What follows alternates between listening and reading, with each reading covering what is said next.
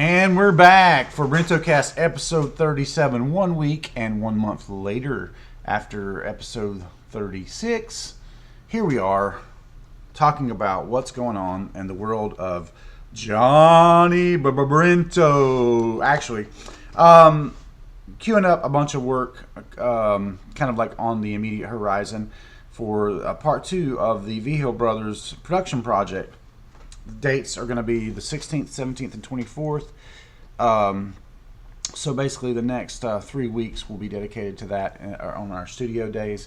And in the midst of all that, I have a performance next Saturday night and also a film shoot the weekend of I guess it's the last weekend of the month. I think it's actually on the 25th.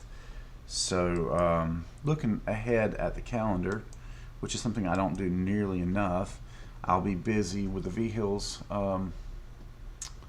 It's actually this Friday, not this Wednesday. Okay, I was thinking it started on this Wednesday. It's actually Friday, Saturday of this weekend, and then the following Saturday. That following Saturday might be problematic because I have a film shoot on the 25th. Hopefully we can wrap this up in the first 2 days. The third day with those guys is always kind of like a bonus date, which they don't actually have to be there for. So the idea, 2 of the brothers live out west, so they come into town and visit with their brother Ron, who lives here locally.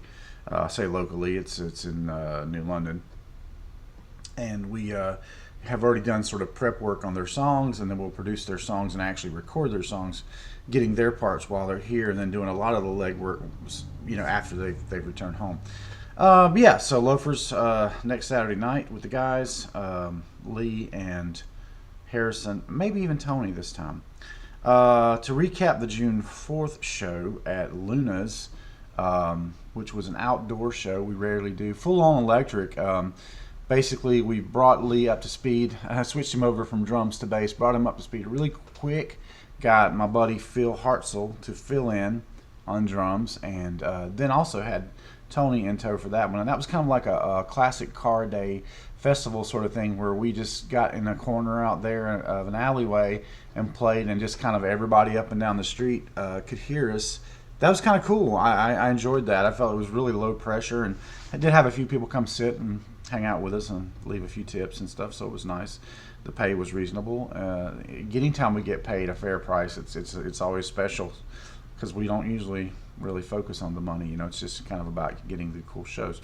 And other recent related stuff, there was a drop of a new character at Daz that I kind of liked a lot called Olympia 9. I've been playing around with that, making some renders, kind of the Greek mythology theme, which is something that I always enjoyed reading in high school, but I never really did a whole lot with regards to my artwork related to that. Generally very fired up right now because my Oswolf products have been submitted and are in the process of being tested right now. We got our first feedback on my Oswolf hair product, so I've been working to kind of bring that up to speed. So it's excited, and I'm kind of just up on the whole DAS3D.com thing right now, hoping that maybe I can turn a small profit or at least get my money back. I use contractors to build these, these items that I sell on there. So anyway, so I'm opening Fridays up for massage therapy, which is cool. I just want to do this I have a lot of expenses coming up with regards to stuff that I want to do for Delilah. Like, I definitely want to have her in music from age 4 forward. So her birthday's coming up in about, this is crazy. In 28 days, she's going to be 4 years old. And the week she turns 4 years old is the week she starts music training. She's already, of course, in pre-K, already in gymnastics. Both of those well worth the money because I can just see how she just takes to it. She's a very bright child. So I'm definitely excited about getting her into the music. And I think I may also be taking a few drum lessons from my friend Braden. I'm going to start her with Braden for the basic timing type stuff. You really teach timing first as opposed to specifically how to play the piano. But and then I think he suggested it was like we went like this with young kids, sort of like timing, and then sort of like counting, number of black keys beside the black keys, there's the C and stuff like that, before you get into actual chords and stuff. But I mean, that's the first year. It's really just to kind of get her moving in that direction. I have a feeling based on how she reacts to my music, and anytime I have an instrument, she wants to hold it, she wants to touch it and try to play it, and I just feel like she's going to take to this. I don't know, it's just an intuition that I have.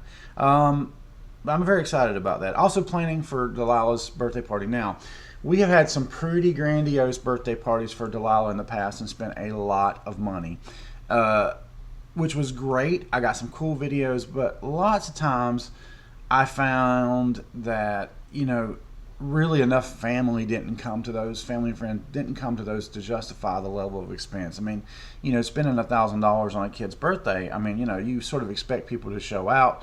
And sometimes some of the folks that came, I don't know, just it didn't turn out the way we expected, I guess.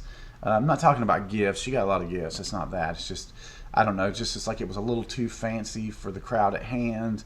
And they would have been just as happy to cook out, you know what I mean? So we went back and forth. We were going to do a Chuck E. Cheese. So we took Delilah to Chuck E. Cheese in Charlotte to kind of just see if that's something that we could manage. Absolutely not. We had a great time, but it was all I could do to keep up with Delilah. And the modern day Chuck E. Cheese is really geared toward digital. There's not any people walking around in suits anymore. It's all on a screen. There's a dance floor with these little pop-up squares that kids go crazy for, unlimited video games, and just, I mean, it was wild and it was good, and I would for sure take Delilah back to that. But as far as having a group of kids that you got to be responsible for, it is not doable at all. So then we kind of moved over to this idea of getting kind of renting out an art studio and letting the whole thing be art. But I could already see that it was going to be hard to nail down how many kids we were going to pay for and then get those actual kids to show up. So I think we're now down to, and not that it's a bad thing, but I think we're going to go with a cookout at our house, and a little bit more intimate, a little more family oriented. She's going to have a great time regardless.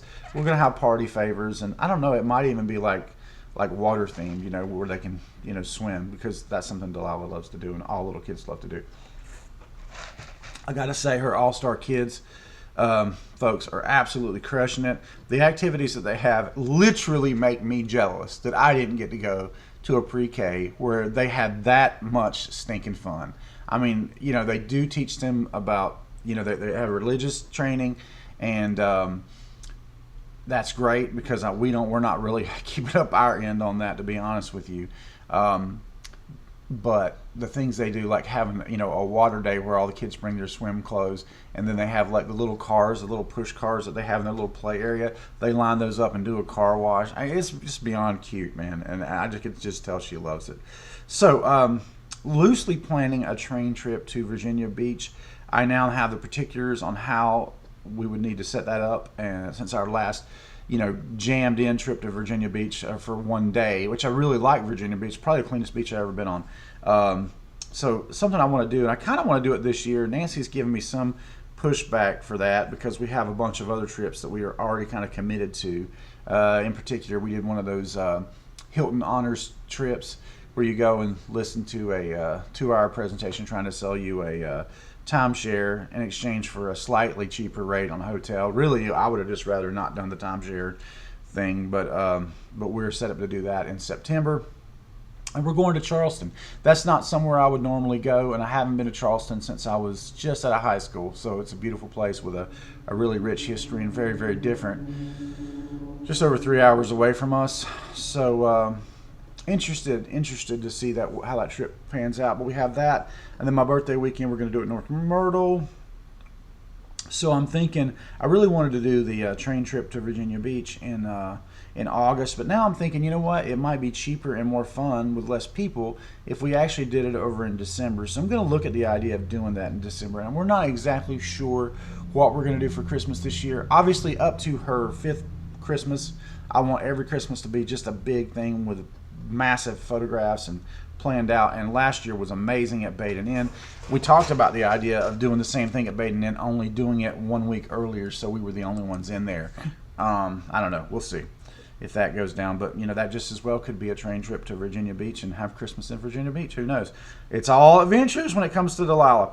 So the 25th, going out to Kenny's to shoot a drone, kind of a drone promo for the car from It Follows, which he now owns and has restored. It Follows is truly one of the scariest films I've seen in, gosh, 10, 15 years. Check it out if you like horror movies. Anyway, the car that's featured in that, I'll be doing a drone promo shoot. So I've been flying the drone lately, getting a little bit more dialed in on using it because, it's been a minute. It's been a minute since I've had any recreational drone flying. And I'm using it in conjunction with Polycam. I did use that to scan my late friend Bill's house, which, by the way, has already sold. So kind of sad, but I'm happy that a new family is going to be using that space and enjoying the amazing treehouse village that Bill left behind. And we have the scans, and I have the photos, and I do have the puppets. There's something coming down the pipe with those, but it's gonna have to take a backseat to Delilah until she gets a little bit older, and then eventually I will be able to do that.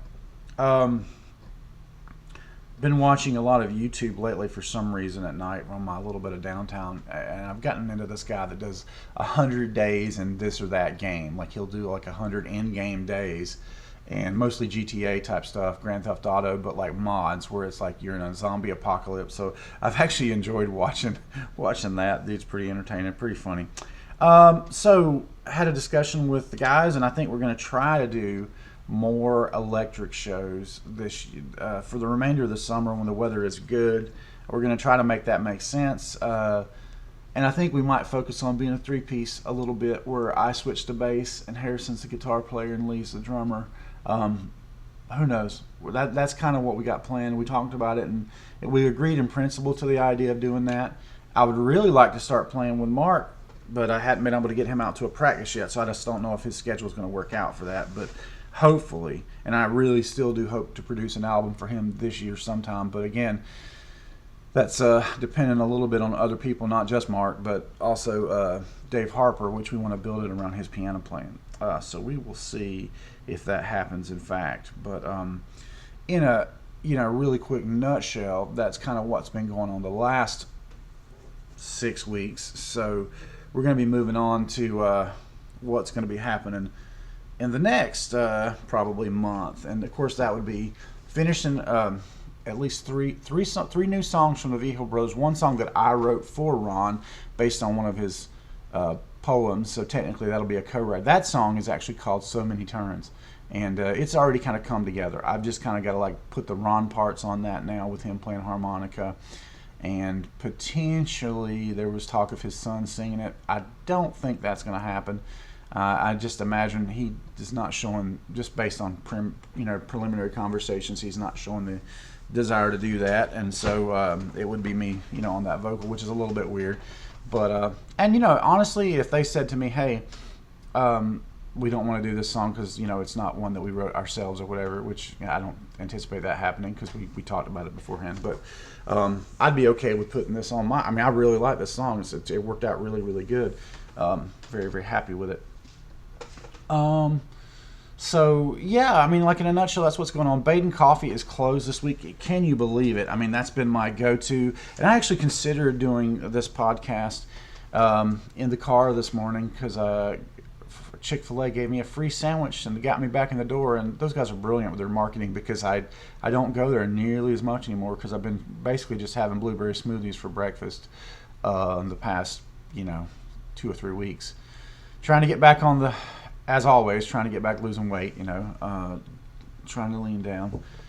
And that starts with not having a big high-calorie breakfast. But, actually a Chick-fil-A sandwich is only about 420 calories. You wouldn't want to have that and a big lunch. But, like in this case, it'll be my lunch. Got 2 more massages today. And the project today is to gussy up the studio just a little bit. I believe the VO brothers are going to come over. They want to borrow some guitars to play while they're here. And at that time, I also want to take some photographs for them because I realized that after this section of songs, they'll have an album. And I want to help them put that together and self-publish it. And for that, I am going to need a couple of photographs. Depending on how busy their time is planned while they're here, we may try to go out on location and do a little photo shoot in the next couple days. But yeah, that remains to be seen if that's happening.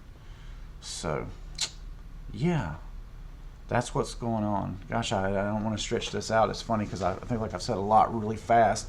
I have definitely been leaning into the 360 camera a little bit on our weekly blogs, and I'm actually kind of looking over here right now at a couple of them that are just playing. And you know, I have all these cool cameras.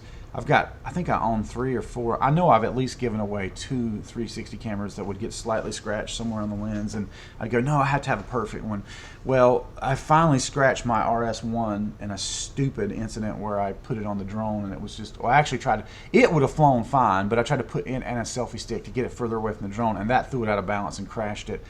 But it was actually lucky that the scratch actually kind of came up on the lower curve of it, so the only thing you really see is sort of like when it's the lower portion of the screen. You know, if it were standing upright like a person, it'd be the lower quadrant there. So typically I can use that anyway, and I still use it often. And depending on what you're filming, lots of times you won't even see the little blur that it creates from that scratch. So anyway, that's kind of the case with all of my 360 cameras, but I want to, you know, not be so ginger with them. I want to actually start using them, so as this technology gets better, I can find more ways to integrate it into my weekly videos.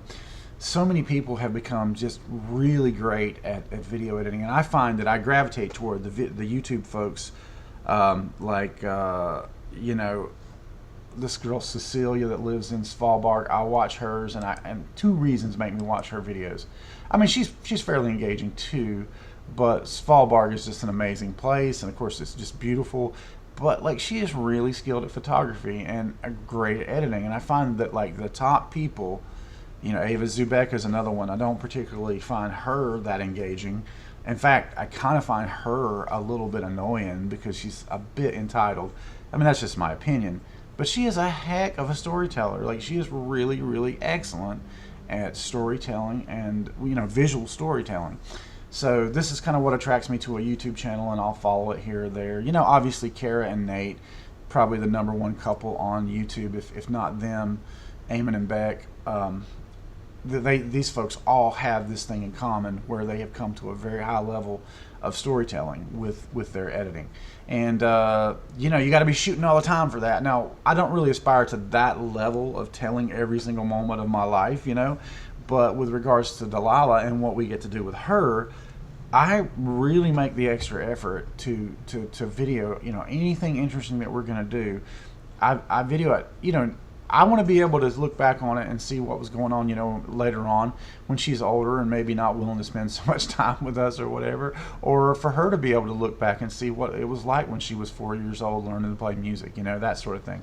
I think, you know, these kind of mementos, I'm a nostalgic guy, and I really value what little bit of home video that I have from when I was young, and you know, just learning to make films or play music or whatever, all this stuff. And on the nostalgia note, I popped over to let's see, what does he call it? Comic Jutsu. Old buddy JT McRoberts, who I really don't have much contact with anymore. Probably every 2 or 3 months I'll look at his new channel, which is Comic Jutsu, where he breaks down fights on comic books. And it looks like he had a flurry of activity, which kind of trailed off about 4 months ago. But you know, you fall down the rabbit hole every now and then. Like, I'll look at one of those, and then that'll lead me into the MVP archive, which has got just a gazillion videos in it, and that just takes me right down memory lane. So yeah, he has a ton of videos up already on this new Comic Jutsu. Let me see how many videos he's got. Comic Jutsu. So it's comic hyphen JUTSU. So he breaks down fights in comic books. So give him some love and check it out. He doesn't have a ton of viewership. It looks like he put a lot of work into it. So I've watched a few episodes. They're pretty cool. But a lot of that, it kind of gets back into things that we did together, like you know, the George Romero. He finally American Zombie film contest, which we were runner-up in. But that's actually where we met the great Robert Fillion, which significantly improved our technical game, working with Robert and getting to know him. Really good nostalgic stuff on there. I think the universe is trying to tell me something, because the actual recording failed right as I was saying George A. Romero. I had something not lined up right with my old project that I'm kind of building this podcast on. So I think that's a good indicator that it's time to probably wrap it up for this episode. I do have 2 clients today. The first one starting here in about 15 minutes. And then we'll get into cleaning up the studio for the V-Hills to come over and planning my time with them today and getting that production started. I really, as a producer, producing people who don't record all the time, obviously part of it is level setting and getting their expectations in line, and they're going to have ideas based on what we did last time, and maybe they want to do something different, and try to also listen to what they're wanting.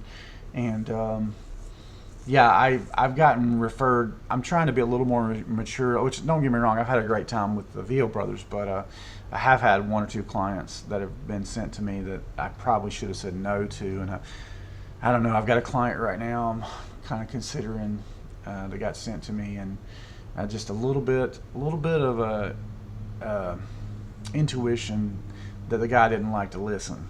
And I'm like, man, hey, you can go get the studio time yourself and do it yourself, and that's what it sounds like you want to do anyway. If you you came to me, I didn't come to you, kind of a thing. It's like, hey, if you like my production, it's going to be what it's going to be, and you can always dump my production, and at the end make changes you want to make. But the point of having a producer is to elevate your project creatively, and that means giving up a little bit of control. And some people have a real hard time with that. But my experience with it has been, every time that I've let a producer like Gabe or Tim come in and care enough to really think about and explain their changes that they wanted to make, it's across the board improved the product of my final music. So I have a very kind opinion, a very benevolent opinion toward working with producers, because I've worked with good producers. But folks that have never recorded, sometimes you mean I don't get to do it exactly the way I want to do it? I'm like, well, you can do that, but you don't need a producer if that's what you want to do. But I digress. It's all about learning, keep moving forward. And some folks, they get to a certain point where they have this vision in their head for how it's going to go. It never goes that way, but you can't tell them. Like people, I'll give you a classic example. I don't like playing to a click. Any drummer that says they don't like playing to a click has never had the studio experience to understand that is an absolute necessity the way music is put together these days. And I mean, there's something to be said if a band has been playing, like for example, nobody's going to tell Rush to play to a click, because I mean, they're very high level, they've been performing, and there's something to be said for the cohesiveness that they develop after touring for a year, for a live album. But this is the rank and file person that goes to a local studio. That's not the musician you're dealing with. Okay, you're dealing with the person who comes up with a little song, based on maybe another song, and writes different lyrics. So I in the last couple of years, I run into something I never thought I would, and that's people that think it's okay to take like a song and just kind of come up with their own lyrics for it, like they sort of karaoke another song's music. Now, in my way of thinking, I mean, all the progressions have been used already, but you got to make it different. You can't just go, you can't just take the same melody, obviously. And then, I had the one client that wanted to I got 265 songs. Yeah, but you only have 3 melodies and the exact same chord progression. So do you really have 365 songs, or do you have 3 songs with alternate lyrics? Do you know what I mean? So I don't know. I don't want to get too big for my britches. I'm just doing this for fun. I'm out here just like the rest, trying to push my music forward, and this is all just a means to an end for me with regard to getting better to produce my own music.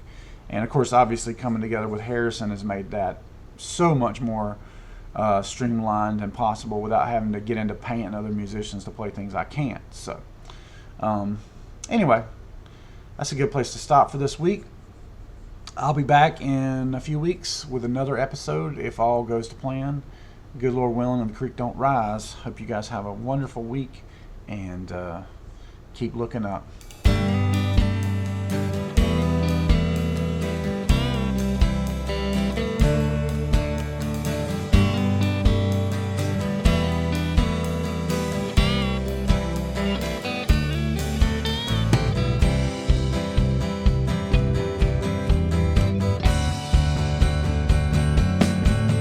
There were so many turns on my road ahead. I felt my young blood burn. Saw my skin turning red, my fingers to the bone. Worked my labors for a hearth and home, and I can